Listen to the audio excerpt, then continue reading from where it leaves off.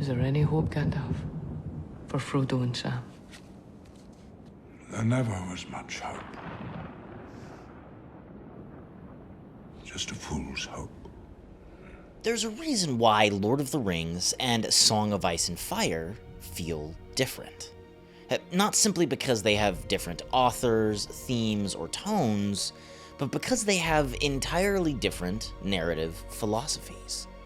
The Lord of the Rings versus Game of Thrones is hope versus cynicism, elevation versus degradation, history versus myth.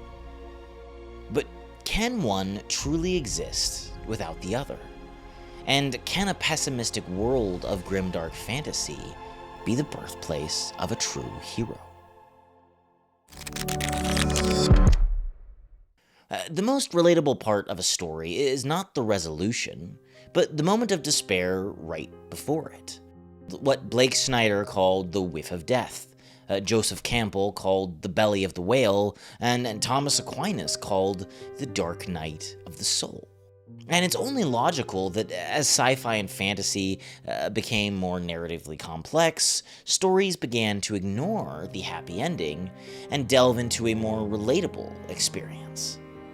A more quote-unquote realistic one. But in looking at the most loved sci-fi and fantasy stories, things like Star Wars, Lord of the Rings, and even Harry Potter, their narratives are timeless. And all of these stories center around hope.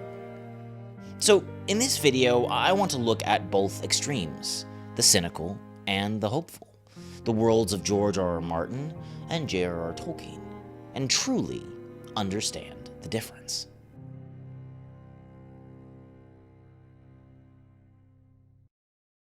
A Song of Ice and Fire is a story of degradation. And while I may have issues with the detail in which it shows this, the narrative does have a point. Humanity is fallen.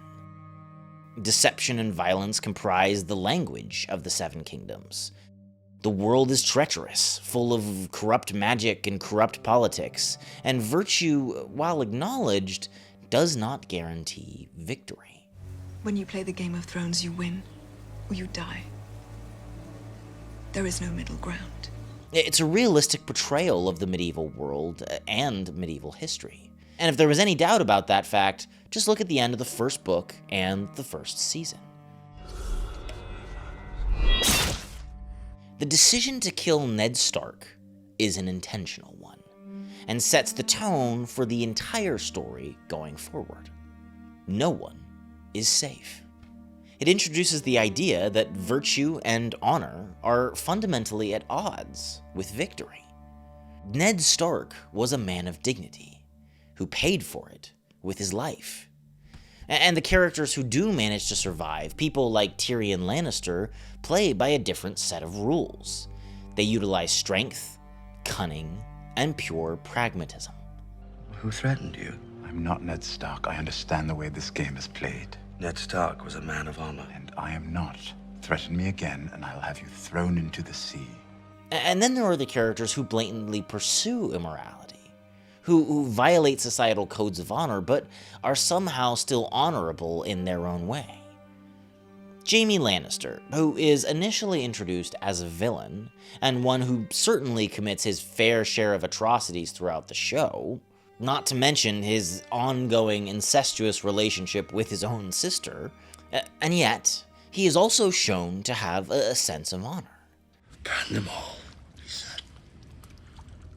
Burn them in their homes, burn them in their beds. Tell me if your precious Renly commanded you to kill your own father and stand by while thousands of men, women, and children burned alive, would you have done it? Would you have kept your oath then? Because although he was labeled as a traitor for killing the king he was sworn to protect, Jaime saved the whole Seven Kingdoms in the process. And this theme continues on in the prequel show, House of the Dragon, with which I'm a bit more familiar. We see soldiers breaking their vows, uncles marrying their nieces, children slaughtering children. We see incest, murder, rape, and abortion, even forced abortion. Unlike George R.R. Martin, I don't think that graphic detail is always necessary when it comes to scenes with heavy material. However, I must admit he writes evil well, and very truthfully.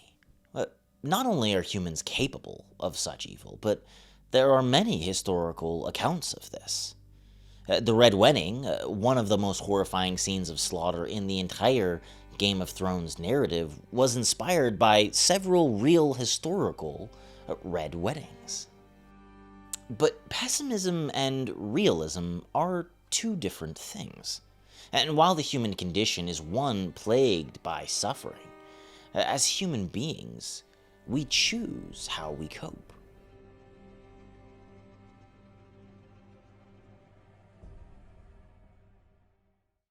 One reviewer once said, "This is a very jolly book, isn't it? All the right boys come home and they're happy and glad." He said, "It isn't true, of course. He can't have read the story."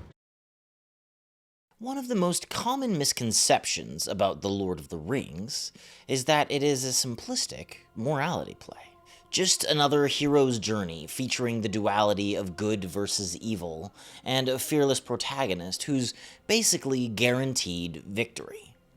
But if you take a closer look at the characters, the underlying themes, and even the in-world politics, it is far from simplistic.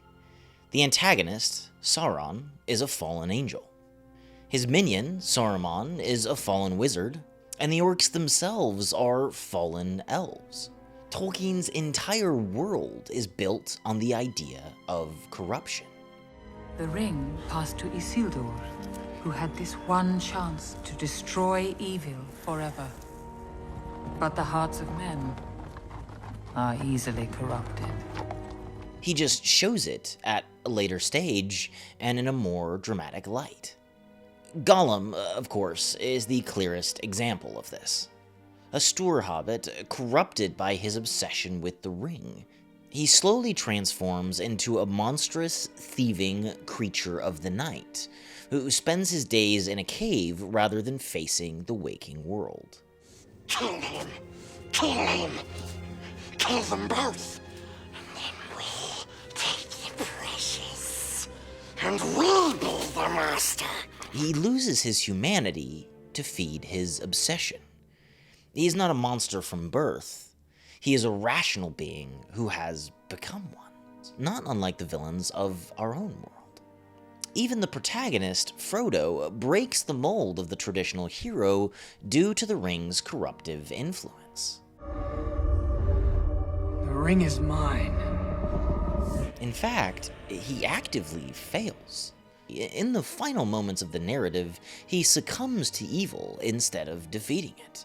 He's not protected by the narrative, but broken by it, and reduced to a hollow shell of his former self. And it's the reason why, to this day, people argue if he was really the protagonist of The Lord of the Rings at all. And as for the larger political struggles, Middle-earth is riddled with them. Gondor is a fallen kingdom, run by a selfish steward so afraid of losing his power that he puts the whole world at stake for it. You'd seek to supplant me. I know who rides with Theoden of Rohan. Oh yes, word has reached my ears of this Aragorn, son of Arathorn, and I tell you now, I will not bow to this ranger from the north. His son, Boromir, though noble, wishes to use the dark magic for warfare and destruction as well. Give Gondor the weapon of the enemy. Let us use it against him. And this is before he is truly tempted by the ring. Though a magic item, the ring can be understood as representing human power, no different than any other weapon in a fantasy setting. And the struggle over it not only reveals the inner evil of many of the characters, but, in effect, represents the continent-wide struggle for power. Just like A Song of Ice and Fire. And this is further demonstrated by the political and pragmatic decisions made by the likes of King Theoden. Though in the films it's painted as a possession, in the books it is made quite clear. While Saruman has been feeding the King of Rohan lies and dark ideas through his aide, Wormtongue, his possession is his own. Theoden is not possessed by dark magic so much as by despair and grief. He has abandoned his people in their time of need. And while Gandalf may be a wizard, the true gift he gives Theoden is hope. The real difference between the worlds of Martin and Tolkien is not a narrative one, but a philosophical, and it lies in the existence of hope. The Lord of the Rings is hopeful, and A Game of Thrones is not. And while I'm not in the practice of playing armchair psychology, I think it's fair to say that Tolkien was not more hopeful because he lacked the life experience. He was simply an upper-class, Oxford-educated socialite. After all, he fought in one of the worst wars of all of human history. And still, he chose to elevate humanity through his writing, not degrade it.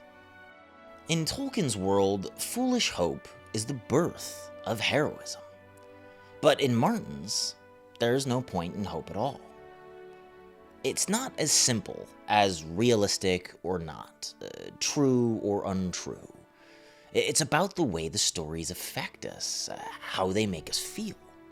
And when we find ourselves buried in the muck of a broken world, perhaps hope is the better option.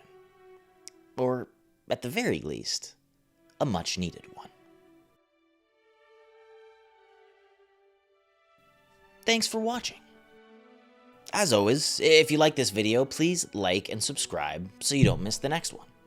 Because while the world of Tolkien is filled with hundreds of fantastical characters, good or evil, The Lord of the Rings seems to say something unique about masculine heroes. I bid you stand, men of the West!